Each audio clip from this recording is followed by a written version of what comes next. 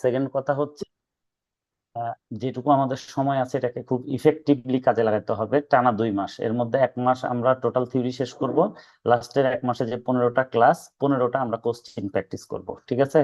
আমি এমন ভাবে আপনাদের ডিজাইনটা সেট করেছি, যারা আসলে স্টাডি করবে তারা যেন ফার্স্ট চান্সে বের হয়ে তো দিবেন। 7-8 জনের মতো হয়েছে, বাকিরা হয়তো, অনেকে হয়তো মনে করছে যে 10টা বলেছি, হয়তো 10টা। তো যাই হোক, আসলে একটু সিচুয়েশন নির্ভর, একটা 9টা 55, যাই হোক আমরা এখন শুরু করে দিব, আমরা আর ওয়েট করতে পারছি না। তো প্রথমে আমরা প্রিভিয়াস ডের যে আলোচনা ছিল সেটা একটু রিপিট আলোচনা এই জন্য করব যাতে সবার জিনিসটা সুবিধা হয়। ঠিক আছে? তো আমি আপনাদের জন্য খুব সুন্দর করে একটু নোট সাজিয়েছি আপনাদেরকে বেটার ক্ল্যারিটি দেওয়ার জন্য। দেখা যাক কি হয় অবস্থা। দেখেন, রেশিওর মধ্যে আমরা 4 টাইপস রেশিও পড়বো। হ্যাঁ, 4 টাইপস রেশিও পড়বো। তো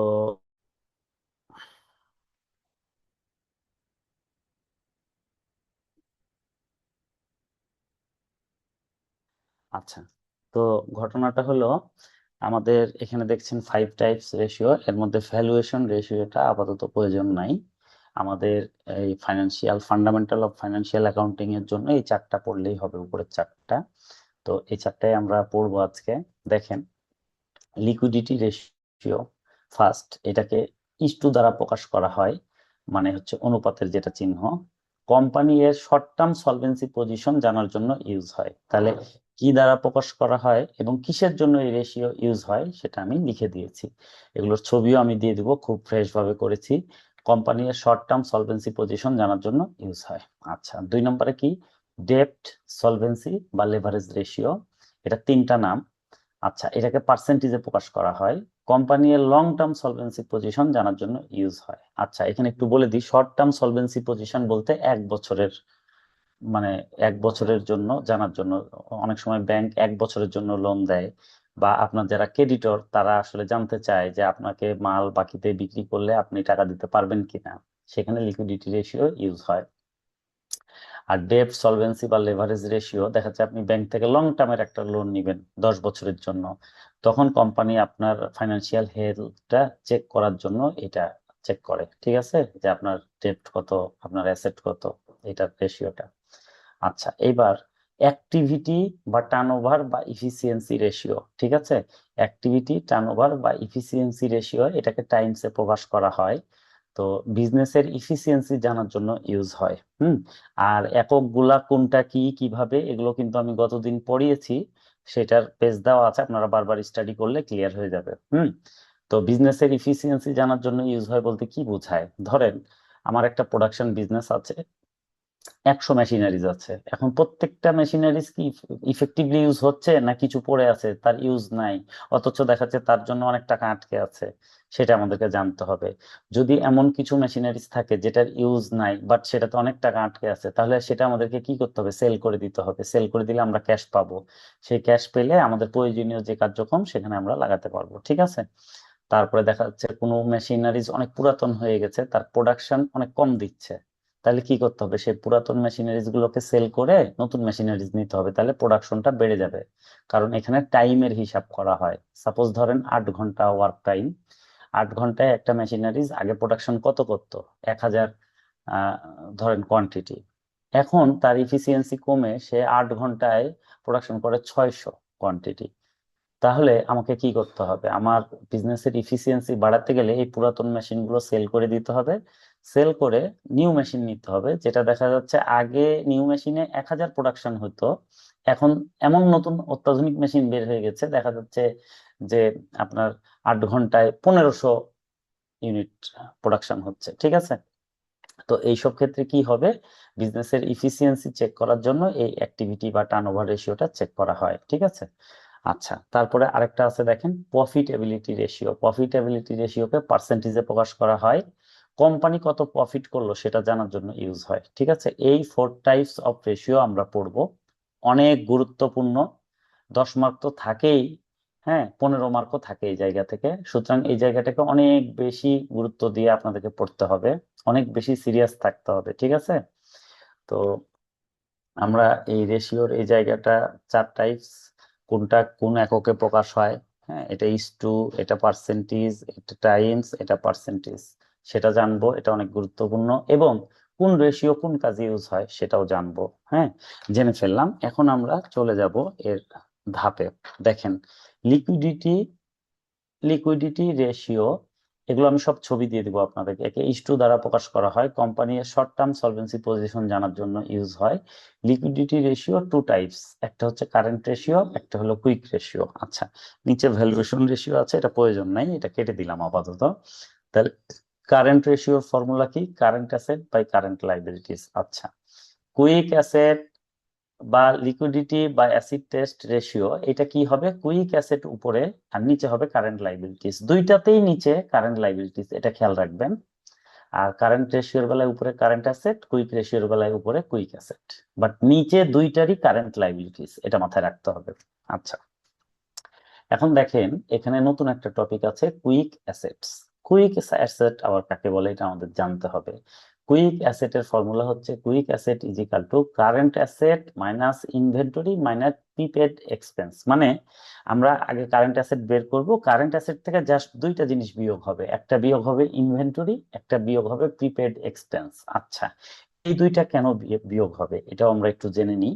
কারণগুলো জানলে জিনিসটা মনে রাখতে সুবিধা হয়। দেখেন, কুইক অ্যাসেট হলো সেইটা যেটাকে অতি দ্রুত টাকাতে পরিণত করা যায়। তাহলে আমাদের ঘরে যদি ইনভেন্টরি থাকে, ইনভেন্টরি যে বিক্রি হবে কালকে এর কোনো নিশ্চয়তা নাই। বিক্রি হতেও পারে, বিক্রি নাও হতে পারে, দেরি হতে পারে। হ্যাঁ, তো কুইক ক্যাশ আমাদের হচ্ছে না, দ্রুত টাকাতে কনভার্ট করা যাচ্ছে না ইনভেন্টরিকে, এই জন্য এটা বিয়োগ হয়ে যায় কারেন্ট অ্যাসেট থেকে। ঠিক আছে? আচ্ছা, আর প্রিপেড এক্সপেন্সটা কি? সাপোজ আপনারা আমাকে মাসের শুরুতে ফিস দিয়ে দিয়েছেন, তাহলে এটা আপনারা অ্যাডভান্স দিয়েছেন না? এটা তো আপনাদের একটা এক্সপেন্স। কি এক্সপেন্স? ফিস এক্সপেন্স।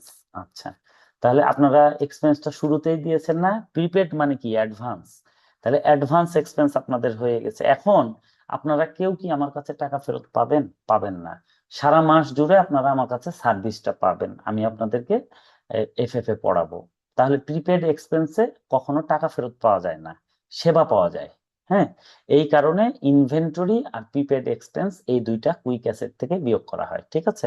মানে কারেন্ট অ্যাসেট থেকে বিয়োগ করা হয়, করলে কি আসে? কুইক অ্যাসেট আসে। এটা আমাদের ফর্মুলা, এটা আমরা মনে রাখবো। ঠিক আছে?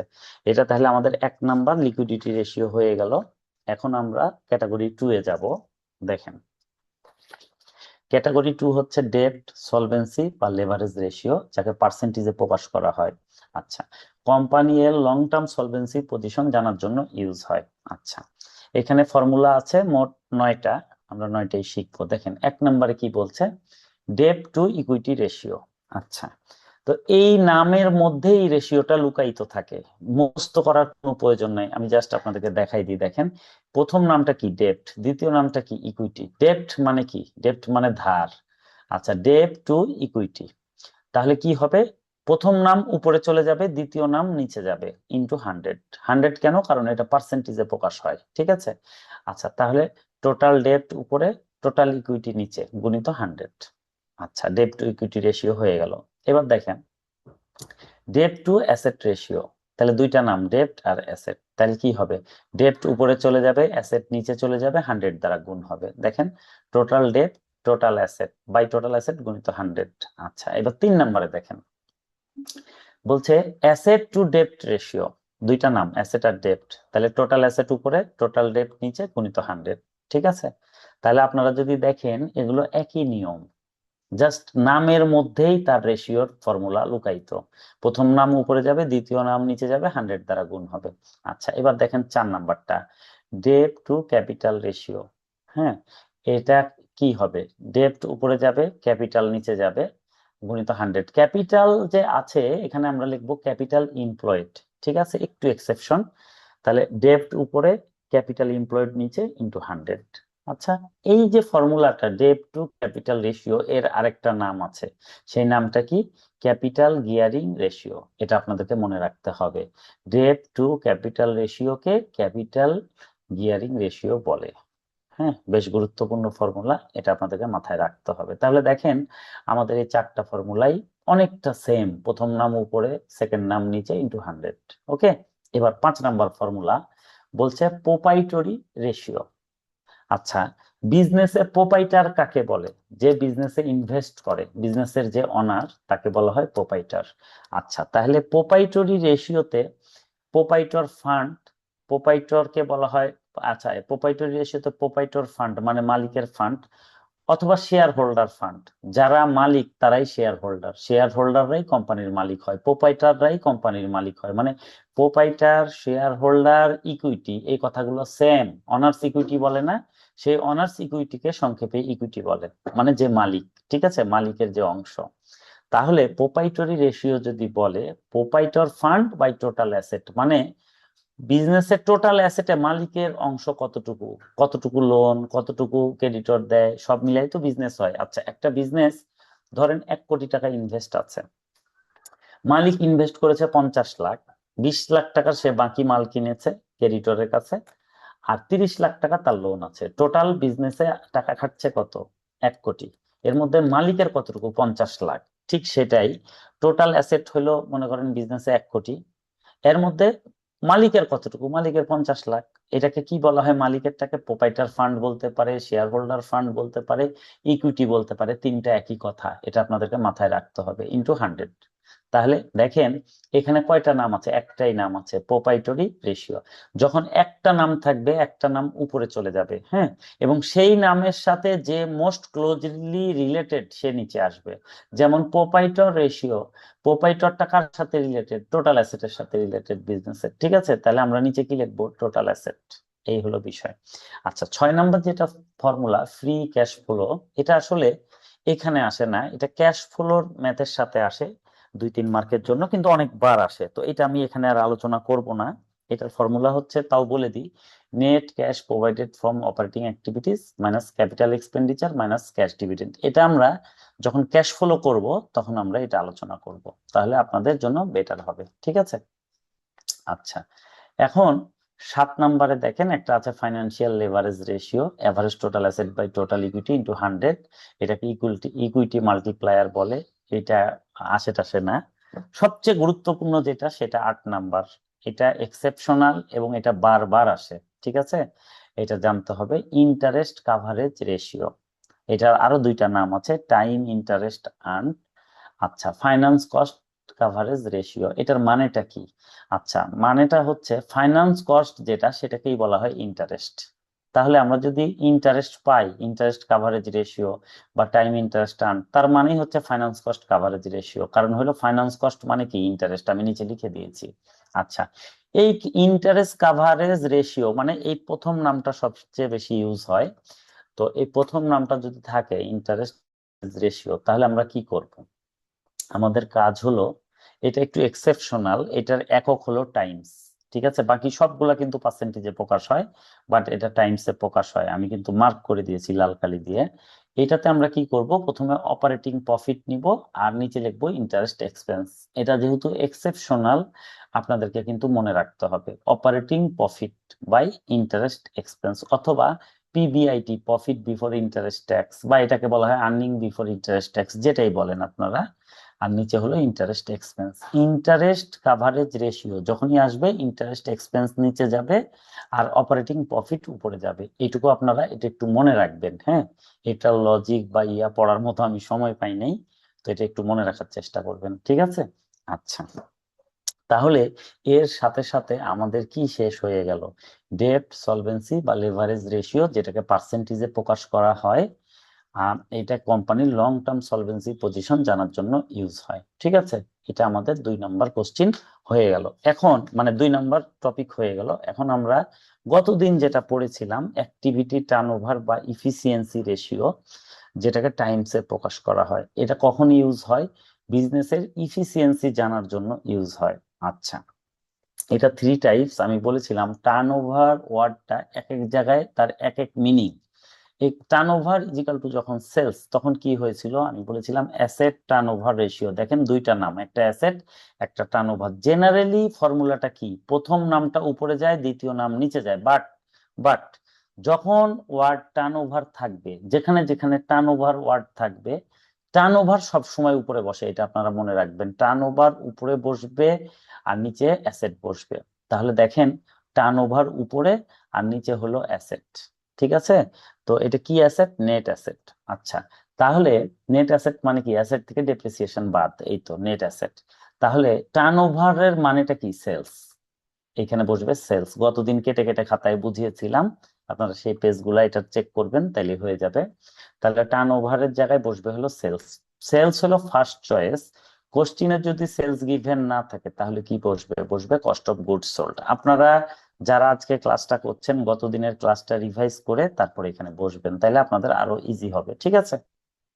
আচ্ছা, বা এটাও রেকর্ড হচ্ছে, ইসমাইল ভাই দিয়ে দিবে রেকর্ড শেষে। আপনারা এইটা ওইটা দুইটারই রেকর্ড শুনে বারবার প্র্যাকটিস করবেন। বারবার বলছি, এখানে সর্বনিম্ন 10 মার্ক থাকে, সর্বোচ্চ 15 মার্কও থাকে। যারা পাশ করতে চান প্রকৃতপক্ষে তারা এই জায়গাটাকে অনেক বেশি গুরুত্ব দিবেন।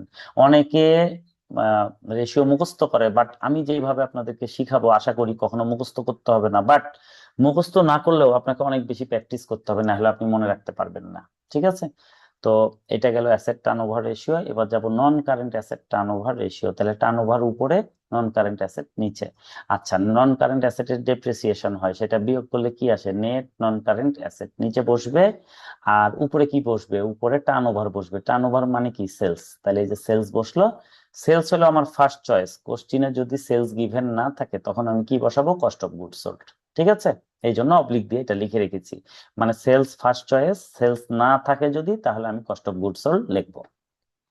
আচ্ছা, এবার 3 নম্বরে কি? Current asset turnover ratio. আচ্ছা, তাহলে দেখেন দুইটা নাম, কারেন্ট অ্যাসেট, টার্নওভার। টার্নওভার উপরে বসবে, কারেন্ট অ্যাসেট নিচে বসবে। টার্নওভার মানে কি? সেলস। সেলস, তাহলে সেলস ফার্স্টে, নিচে কারেন্ট অ্যাসেট। এখন এখানে নেট কেন আসলো না? নন কারেন্টের নেট আসলো, কারণ নন কারেন্টের ডেপ্রিসিয়েশন হয়। ডেপ্রিসিয়েশন বাদ দিলে সেটা হয়ে যায় নেট নন কারেন্ট অ্যাসেট। আর কারেন্ট অ্যাসেটের কোনো ডেপ্রিসিয়েশন নাই, এই জন্য শুধু কারেন্ট অ্যাসেট বসবে। ওকে। আচ্ছা, এখন আপনারা দেখেন current asset turnover ratio.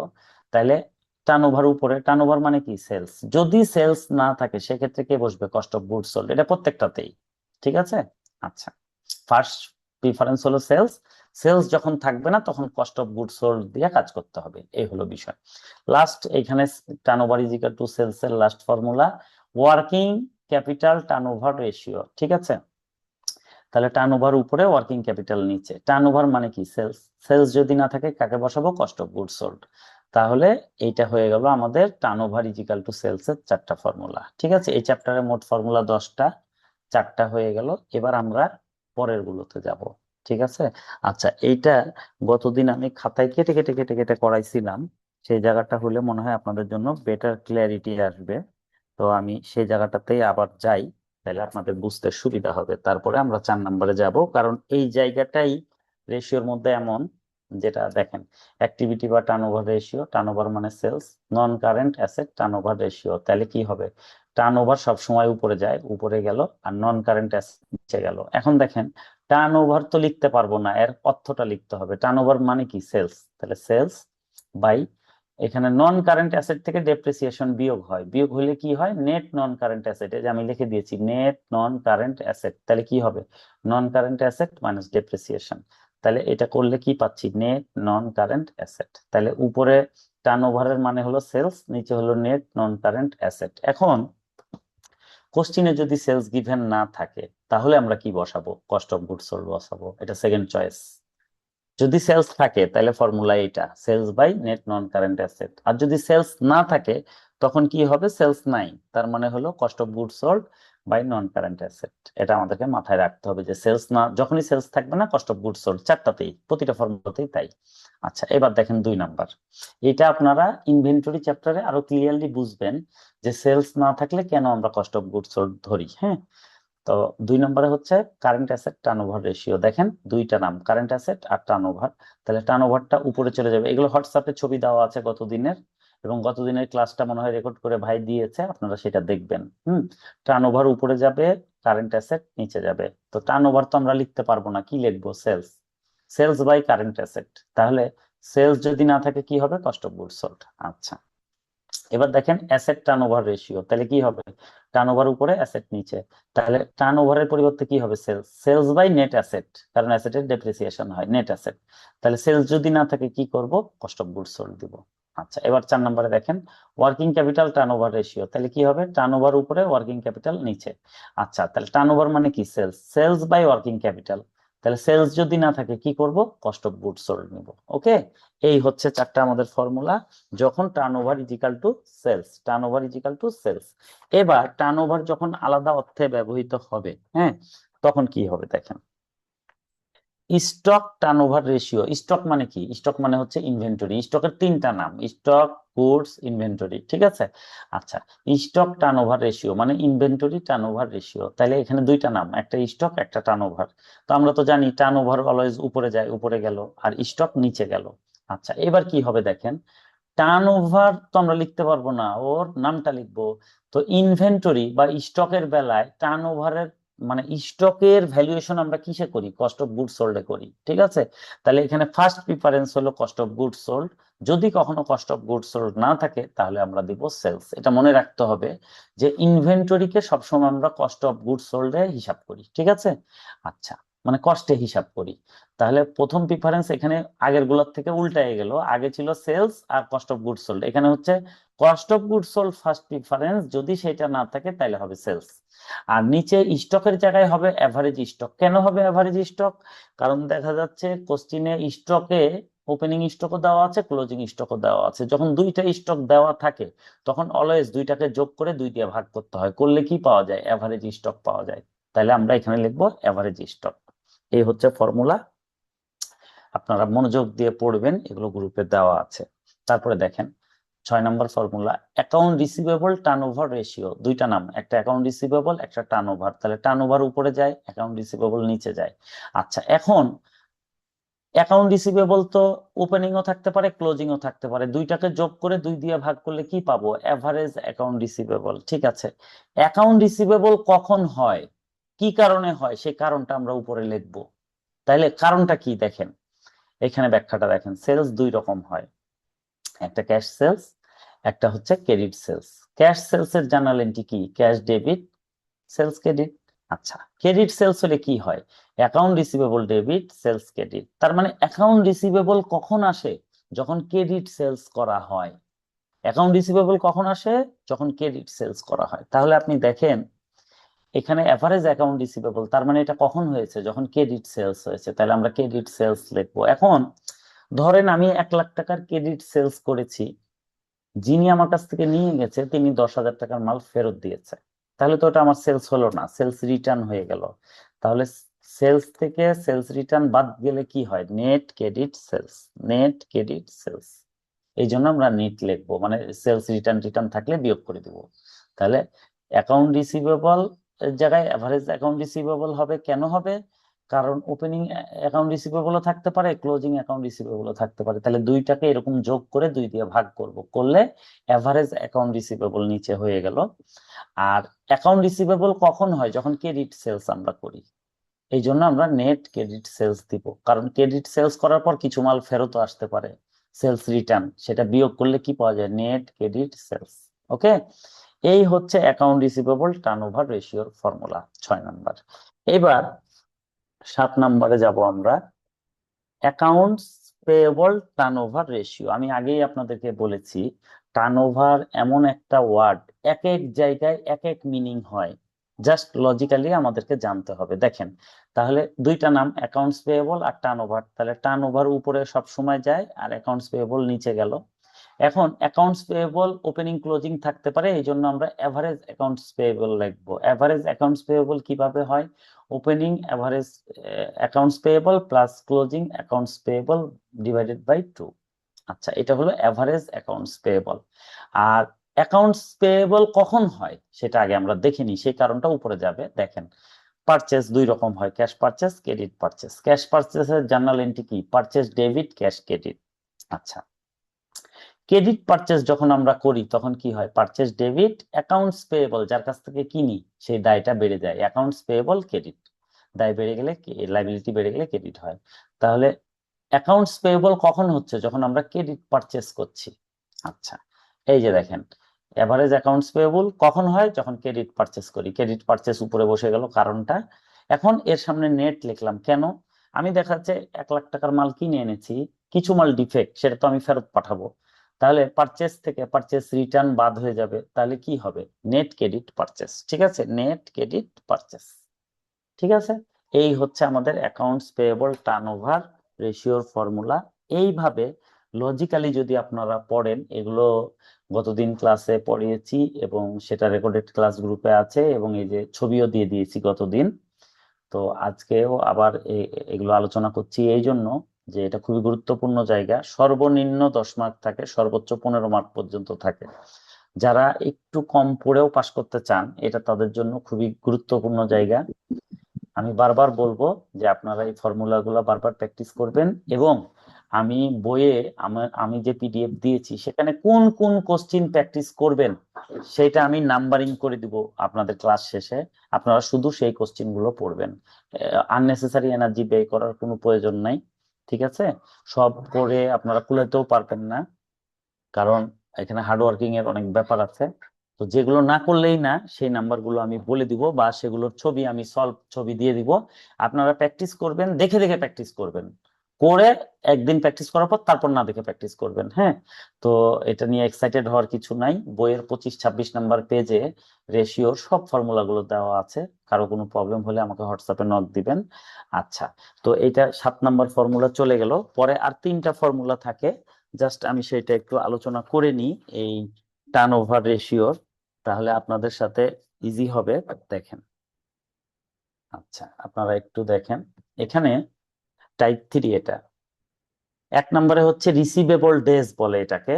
Receivable days বা এভারেজ কালেকশন পিরিয়ড, আমি বাকি বিক্রি করেছি, টাকাটা আসলে আমি কতদিনে পাবো। হ্যাঁ, তাহলে এখানে একটাই নাম আছে, রিসিভেবল। তো একটা নাম থাকলে সবসময় উপরে যায়, আমি বলেছি তো। রিসিভেবল ওপেনিং রিসিভেবল হতে পারে, ক্লোজিং রিসিভেবল হতে পারে। এই জন্য আমরা কি করব? এভারেজ রিসিভেবল উপরে লিখবো।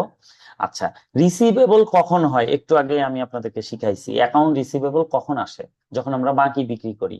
তার মানে নেট ক্রেডিট সেলস, মানে এইটার যে মূল কারণ সেটা আমাকে লিখতে হবে। যেহেতু একটাই নাম আছে, এটা উপরে যাবে। হ্যাঁ, রিসিভেবল তো ওপেনিং রিসিভেবল হতে পারে এবং ক্লোজিং রিসিভেবল হতে পারে। এই জন্য দুইটাকে যোগ করে 2 দিয়ে ভাগ করলে আমরা পাবো এভারেজ রিসিভেবল, এটা উপরে যাবে। এখন রিসিভেবল কখন হয়? যখন আমরা নেট ক্রেডিট সেলস করি। ঠিক আছে, যেহেতু ডেজ বলেছে এই জন্য 365 দিয়ে গুণ করতে হবে। এটা হলো রিসিভেবল ডেজ এর ফর্মুলা। এবার দেখেন, আমরা চলে যাব পেয়েবল ডেজ এর ফর্মুলাতে। পেয়েবল ডেজ মানে কি? এভারেজ পেমেন্ট পিরিয়ড, মানে গড়ে আমি কত দিনে পেমেন্ট করছি এইটা। তাহলে পেয়েবল ওপেনিং পেয়েবল হতে পারে, ক্লোজিং পেয়েবল হতে পারে। তাহলে দুইটাকে আমি যোগ করে 2 দিয়ে ভাগ করব, এভারেজ পেয়েবল। যেহেতু একটা নাম, একটা নাম সব সময় উপরে যাবে। আচ্ছা, পেয়েবল কখন হয়? আমি কখন পে করব? যখন আমি বাকি কিনবো। তাহলে কি? নেট ক্রেডিট পারচেস, একটু আগে আমি ওয়ার্কিং এ দেখালাম। হ্যাঁ, তাহলে average payable by net credit purchase into 100। আবার দেখেন, আমি আবার রিপিট করছি, দেখেন জিনিসটা কিভাবে হচ্ছে। নাম আছে কি? Payable days. আচ্ছা, কয়টা নাম? একটাই, পেয়েবল। তাহলে পেয়েবলটা চলে যাবে, একটা নাম যখনই থাকবে, যেমন এখানে রিসিভেবল, এটা উপরে চলে যাবে। একটা নাম যখনই থাকবে উপরে যাবে, এই যে ইনভেন্টরি, ইনভেন্টরি। আচ্ছা, রিসিভেবল পেয়েবল এগুলো ওপেনিং ক্লোজিং দুইটাই হতে পারে, এই জন্য দুইটাকে যোগ করে 2 দিয়ে ভাগ করলে আমরা পাবো এভারেজ। প্রত্যেকটাতে আমরা এভারেজ লিখবো। ঠিক আছে, তাহলে এভারেজ পেয়েবল উপরে হইলো। পেয়েবল কখন হয় সেই কারণটা আমরা নিচে লিখবো। পেয়েবল তখনই হয় যখন আমরা বাকি কিনি, তাহলে নেট ক্রেডিট পারচেস। ঠিক আছে, কারণটা লিখবো আর কি। ইনটু 100, 365, 365 কেন গুণ হচ্ছে? কারণ ডেজ বলে দিয়েছে, যখনই ডেজ বলবে 365 গুণ হবে। ঠিক আছে, আচ্ছা এটা গেল। রিসিভেবল ডেজ এর আরেকটা নাম হচ্ছে average collection period. Payable days এর আরেকটা নাম হচ্ছে এভারেজ পেমেন্ট পিরিয়ড। আচ্ছা, আর লাস্ট আছে ইনভেন্টরি ডেজ, এটাকে বলা হয় ইনভেন্টরি হোল্ডিং পিরিয়ড। আচ্ছা, তো ইনভেন্ট দুইটা করে নামই আপনাদের জানতে হবে, কারণ কোশ্চিনে যে কোনোটা বলে দিতে পারে। আপনি এটা জানেন কিন্তু এটা জানেন না, তখন তো আপনি অঙ্ক করতে পারবেন না। তাহলে ইনভেন্টরি ডেজ তার মানে কি? ইনভেন্টরি একটাই নাম, তাহলে এটা উপরে যাবে এভারেজ ইনভেন্টরি, কারণ ওপেনিং ইনভেন্টরি থাকে, ক্লোজিং ইনভেন্টরি থাকে। তাহলে এটাকে আমরা কি বলবো? এভারেজ ইনভেন্টরি বাই বাই ইনভেন্টরির ভ্যালুয়েশন কিসে করা হয়? কস্ট অফ গুডস সোল্ডে করা হয়, এটা সব সময় মনে রাখতে হবে। তাহলে average inventory by cost of goods sold into এই যে ডেজ বলেছে 365 দ্বারা গুণ, তাহলে আমাদের টাইপস 3 শেষ। ঠিক আছে, এইভাবে আমাদের কি হলো, টার্নওভার বা অ্যাক্টিভিটি রেশিও 10টা ফর্মুলা আমাদের হয়ে গেল।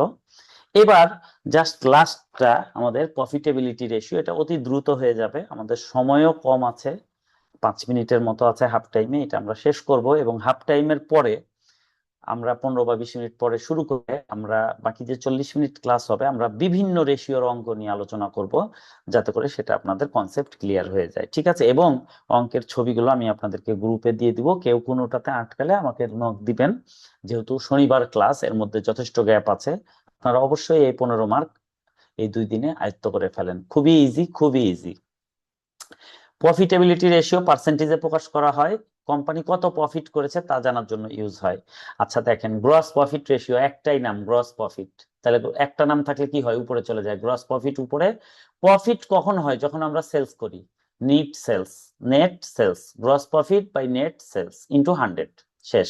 এবার দেখেন নেট প্রফিট রেশিও, একটাই নাম নেট প্রফিট, তাহলে একটা নাম থাকলে উপরে যায়, নেট প্রফিট উপরে, কখন নেট প্রফিট হয়, যখন আমরা নেট সেলস করি ইনটু 100। আচ্ছা, এবার দেখেন 3 নাম্বার, এগুলো খুবই সোজা, অপারেটিং এক্সপেন্স রেশিও। তাহলে আমরা একটাই নাম উপরে লিখে দিব অপারেটিং এক্সপেন্স, সাথে টোটাল দিব। এটা অপারেটিং এক্সপেন্স রেশিও কখন হবে, অপারেটিং এক্সপেন্স কখন হবে, যখন সেলস করব, net sales into 100। Operating profit ratio, operating profit কখন হবে, যখন নেট সেলস করব, কারণটা নিচে লিখবো, নেট সেলস, প্রত্যেকটারই কারণ নেট সেলস, যত প্রফিট তার মূল কারণই হলো সেলস, তাহলে নেট সেলস ইনটু 100। তাহলে একটা নাম থাকলে উপরে যাবে, ওর কারণ হলো সেলস, প্রফিটের কারণই হলো সেলস, সেলস গুলা নিচে বসবে ইনটু 100।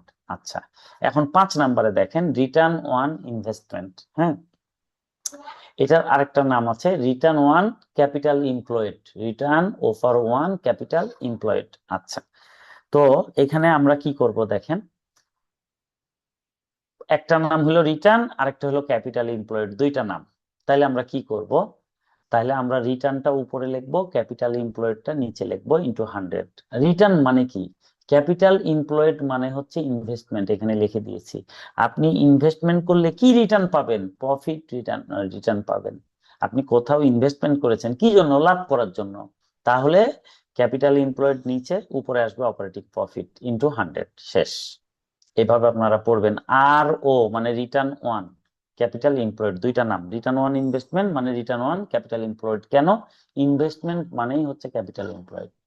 তাহলে ক্যাপিটাল এমপ্লয়েড নিচে যাবে আর রিটার্নটা উপরে যাবে, রিটার্নটা উপরে যাওয়ার পর কেটে দিব, রিটার্নের মানেটা কি, মানে অপারেটিং প্রফিট, শেষ।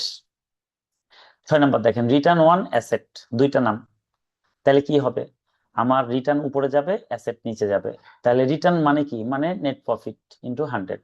আচ্ছা, এবার দেখেন রিটার্ন ওয়ান ইকুইটি, তাহলে কি হবে, রিটার্ন উপরে যাবে, ইকুইটি নিচে যাবে, তাহলে রিটার্ন মানে কি, নেট প্রফিট ইনটু 100। জাস্ট একটা ক্ষেত্রে রিটার্ন মানে হচ্ছে অপারেটিং প্রফিট, সেটা কখন, যখন ইনভেস্টমেন্টের হবে।